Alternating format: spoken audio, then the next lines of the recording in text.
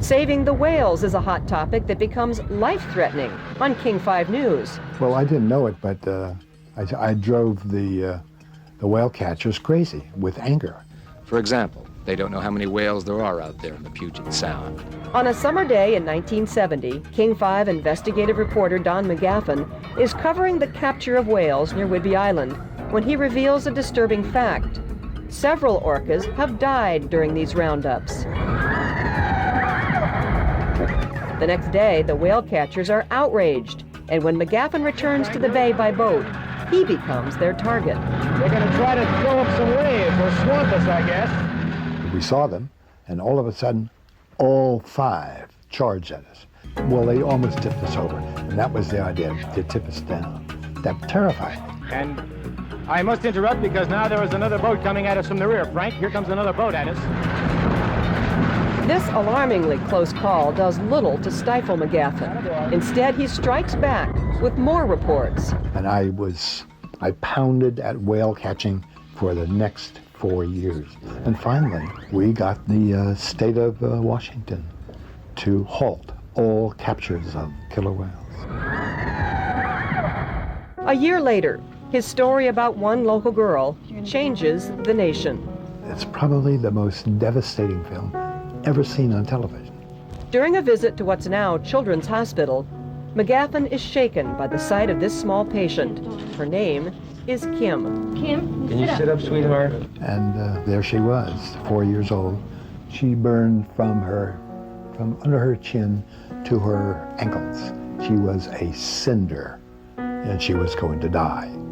The cause of Kim's head-to-toe burns is a nightgown that too quickly went up in flames.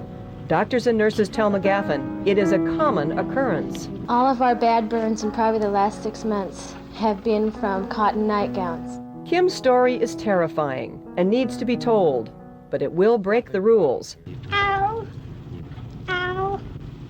Even today, the pictures are hard to look at. As you know, you cannot show a picture of a naked body. You cannot show an injured body in a close-up shot. Well, we violated every one of those rules. Did that sting a little, sweetheart? The story airs at the top of the newscast for 30 emotional minutes. That's the girl. We'll help you. Thousands of letters are sent to the Secretary of Commerce, Pete Peterson, in Washington, D.C., prompting him to watch the special report himself. And he watched that and cried. Turned out he has 2 little girls, same age. And 2 weeks later, he signed the first, historically, the first laws, so to speak, of flammable fabrics. We were all very, very proud of that. At the camp in Lake Bermudez, we heard a story. We heard that there were another 1,000 refugees nearby out there in the jungle. We heard they were afraid to come in, that the army might come up and kill them. So we went out to look for them. We never did find them, but we found something else. The guerrillas, or rather, they found us. This is the broken church in the tiny abandoned village of El Roble, meaning the oak. Here, looking for refugees, we ran into the guns of left-wing guerrillas. First, they agreed to talk with us. They are peasants and filled with hatred for the army. Los dejan hasta sin comer. ¿Qué es lo que hacen? Son malos el juego, que malos las casas, esto, mire. They actually leave them without any food. They burn their houses. They destroy their food for them. Many people here barely survive because there's no food left. But then a second group of guerrillas suddenly arrived, made us prisoners, and marched us off. They forced us to climb high up the volcanic mountain of Wazapa. These armed peasant men belong to a left-wing guerrilla organization called the Ferabundi Marti Brigade. It's named after a communist hero of the rebellion of 1932. They have a history of being fierce fighters, but no history of taking journalists prisoners.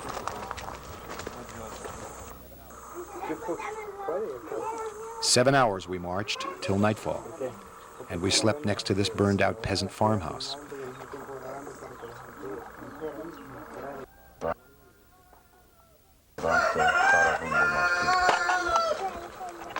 In the morning, we were questioned for hours, and when they were satisfied we weren't CIA agents, they agreed to talk with us.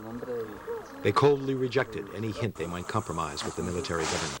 They are shrewd, tough people, proud of their Marxist-Leninism, despite a halting understanding of its precepts. But they clearly understand their enemy is the army. After deciding to release us, they marched us back down the mountain and showed us what they claimed to be the work of the Salvadoreño armies, the blown-up, burned-out homes of peasants. In the entire 7-hour return march, we saw not a single house undamaged by fire or explosives. In this house, they say, not long ago the army forced 36 peasants and children inside. They locked the doors, then burned it. The ashes of the house are filled with human bones, hanks of hair. On the entire march, we saw only one spark of normal human activities. The guerrillas, and we, were ambushed by little boys playing not cops and robbers, but guerrillas and army. They wiped us out with the usual rat-a-tat-tat sound effects. And it is clear to these little boys who are the good guys, the ones who got to play guerrilla.